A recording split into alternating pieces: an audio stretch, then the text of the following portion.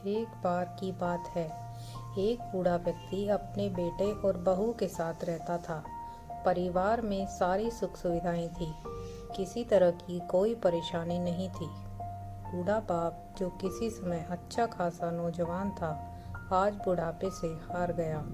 चलते समय लड़खड़ाता था। अब तो लाठी की जरूरत पड़ने लगी थी। बस किसी तरह अपना जीवन व्यतीत कर रहा था। घर में एक चीज अच्छी थी कि शाम का खाना पूरा परिवार एक साथ टेबल पर बैठकर खाता था। एक दिन ऐसे ही सारे लोग शाम को खाना खाने बैठे थे। बेटा थका हारा ऑफिस से आया था, इसलिए सीधा खाना खाने बैठ गया। कांपते हाथों से बूढ़ा पिता खाने की कोशिश कर रहा था। इसी दौरान पिता के हाथों से खाने की प्लेट थोड़ी तिरछी हो गई, जिससे दाल थोड़ी जमीन पर और थोड़ी कपड़ों पर गिर रही थी। बहू ने चिढ़ते हुए कहा, हे राम, कितनी गंदी तरह से खा रहे हैं।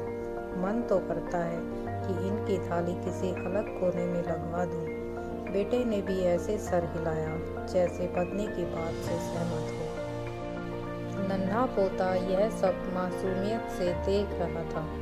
अगले दिन बूढ़े पिता की थाली उस टेबल से हटाकर एक कोने में लगवा दी। बूढ़े पिता की दबदबाती आंखें सब कुछ देखते हुए कुछ नहीं बोल पा रही थी। बूढ़ा पिता रोज की तरह खाना खाने लगा। खाना कभी इधर गिरता, कभी उधर गिरता।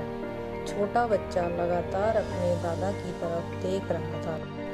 माँ ने पूछा, क्या हुआ बेटा, तुम खाना क्यों नहीं खा रहे?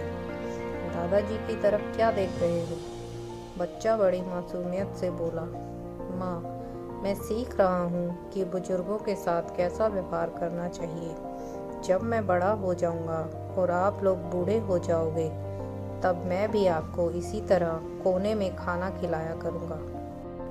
बच्चे के मुंह से ऐसा सुनते ही बेटे और बहू दोनों सिहर उठे। शायद बच्चे की बात उनके मन में बैठ गई, क्योंकि बच्चे की मासूमियत ने एक बहुत बड़ा सबक दोनों को दिया था।